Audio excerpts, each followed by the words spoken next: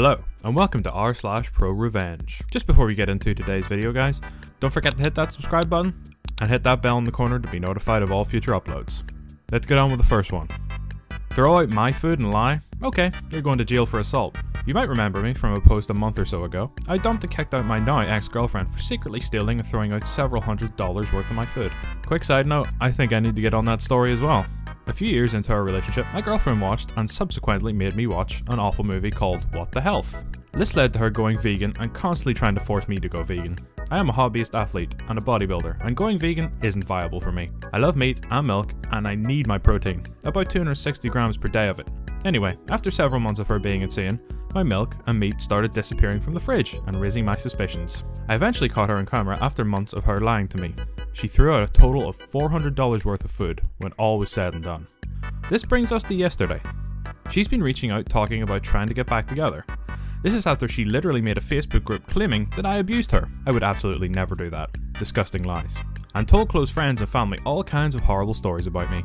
I decided I was going to get some revenge for her thievery and trying to screw my life up.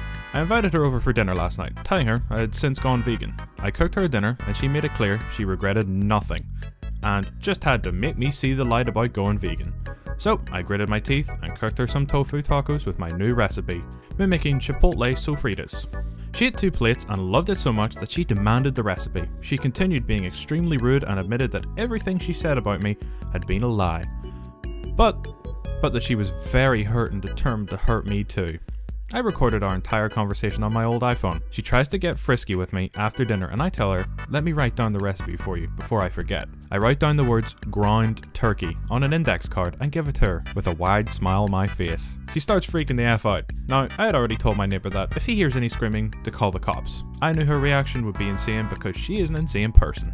Long story short, the cops came as she was hitting me in the face repeatedly in the parking lot of my condo.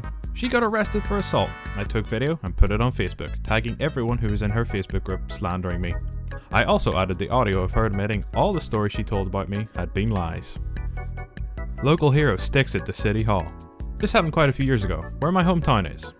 There's a thing called ALR, Agriculture Land Reserve. Basically, there are areas of land that can only ever be used for agriculture, in order to protect prime agriculture land from becoming highways and strip malls and things like that. A friend of a friend, let's call him Fred, had inherited a piece of such land on the outskirts of the city. He had no interest in doing any kind of farming, but the ALR rules allow for the property owner to have a personal residence on the land. So he built a house on it and had a nice place to live just outside of town. Now, City Hall was always acquiring ALR land and using it for non-agricultural purposes. I'm not familiar with how exactly, but they can, and it is about impossible for anybody else to. One thing the city would do is acquire ALR land and turn it into condo developments.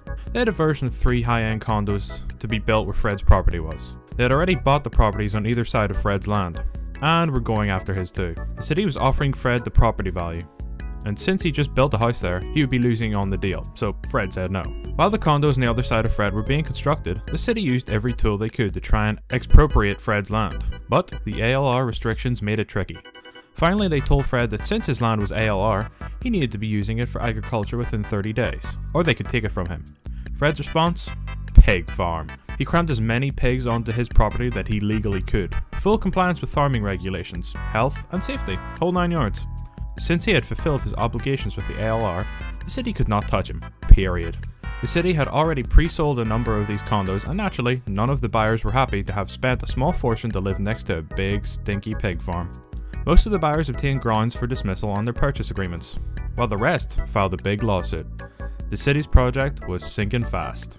The city started negotiating with Fred, and the story ends with the city finally making Fred an offer for his land that was so ridiculous he had no choice but to accept. The city finished their condo project, but thanks to Fred, they did not make nearly as much off it as they had anticipated.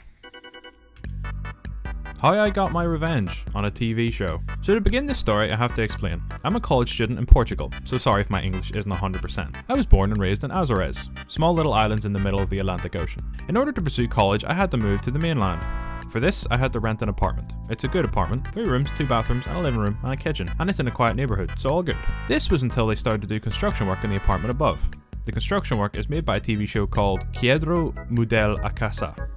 That literally translates to, honey, I changed the house. It's quite famous here. They remodel the entire house, replacing everything in it with new furniture, new floor, you get it. So they make a lot of noise. I'm not the party kind of guy, and I'm quite calm and peaceful guy that likes to stay at home. Have some friends here, drink a bit, play some games, etc. And also, I do a lot of my college work at night in the apartment. I spend most of the day in class. So, to explain, Portugal has a law that you can make noise from 8 AM to 6 PM. Most of my classes start around 11 or 12 PM, which works great for me, since I go to sleep around 4 AM due to all the work I have to do, and little plus time for myself. They started drilling the floor around 8 AM every single day. Me and my housemate were shocked by the amount of noise they were making. We let it pass since they shouldn't take more than a week to replace the floor. I make that assumption cause me and my dad did it once in our house back in the island.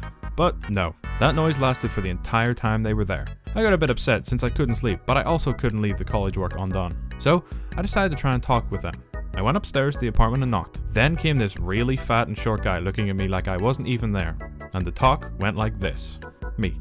Hi, I'm from the apartment below. FG. Hey, what do you want? Me. I was gonna ask if you guys could start the drilling around 10 AM. I'm a college student and I do most of my work at night, so sometime I only get to sleep in the morning. Is it possible? FG. Nah, we have a job to do. You should go to sleep earlier if you want to sleep. He closes the door. I was pissed, but remain calm. After all, it is kind of my fault if I go to bed at that time. Some time goes by, and the noise continues. I get grumpier and grumpier. I call the customer service of the show. They said politely that there's nothing they can do about it since it's in the legal rights. I should talk to the guys in the apartment so we can come to a conclusion. Weeks go by. I'm wondering, that effing apartment is the same size as mine. How the F are they taking so long? Until a glorious morning I wake up. Normal routine, I go to the bathroom to take a shower and I turn on the light. What do I see? My bathroom, full of clay. Everything completely dirty, rocks everywhere, and an effing hole right in the top of the effing toilet. I'm furious. My housemate arrives home that morning. He's not a calm person in these situations. I tell him about this. We both go to the upper apartment. I convince him to let me talk. He agrees. I knock on the door. To my surprise, the same fat guy, but this time he was looking at me. You guys opened a hole in my bathroom. He interrupts. FG. Yeah, we know. We already covered our part. Me. Okay, but what about ours? FG. Can you guys fix it? I mean, you're a man. My friend is furious, but I calmly put my hand on him and keep talking. Me. No way, you broke it. You're going to fix it unless we have to call the landlord and sue your show for this. FG. Okay, we'll fix it. No need to get all formal. We came back to the house. We could hear them making fun of us because of the hole. My friend is furious, but I calm him because I already thought of a way to get back at them. A couple of days go by when they finally decide to fix the hole. Two guys came down and fixed it. Said they were sorry and everything. We chatted, they were cool. But my revenge was already planned. Sorry dudes, me and my friend both have JBL speakers. The good ones that can really play loud. This is where it begins. Every day I start to go to bed early now, so I can be up at 8 AM. First, I take a shower and set up for college. Then I plug in both of my speakers to my laptop, searching for Japanese porn. You know, cause Japanese girls scream like hell in a high-pitched voice. Leave the volume up in maximum and let it play in a loop until I get home around 6 PM. Oh, my amusement was speechless. My housemate agreed with this since we both started to leave the apartment earlier. Until one day we heard a knock at our door. It was the fat guy. FG. Hey, I don't know what you're doing, but it has to stop. We are recording today and we can't have those weird noises in the background. They record the episodes in the house so they can authenticate the sound in the house and everything. They could easily use a studio for the sound, but they are really cheap on saving money. Me. Nah. Since you are in the legal right to make noise from 8 AM to 6 PM, I am too. I can make the noise I want in that period of time. FG. That will really hurt the show and you know that. People love this show. Probably your mother watches it and loves it. Me. Maybe, but she knows how things are around here, so she doesn't really mind. I don't really mind and the landlord doesn't mind. Can't you fix it yourself? The fat guy goes mad. Starts stomping on the ground as he turns around and leaves. This continues. I see the camera crew arriving from my window. They enter the apartment and knock on my door. I didn't even answer. Just some loud, lewd noises all day. This goes for 3 days straight with the camera crew. But one day, they never tried again. I think the episode was cancelled due to the noise.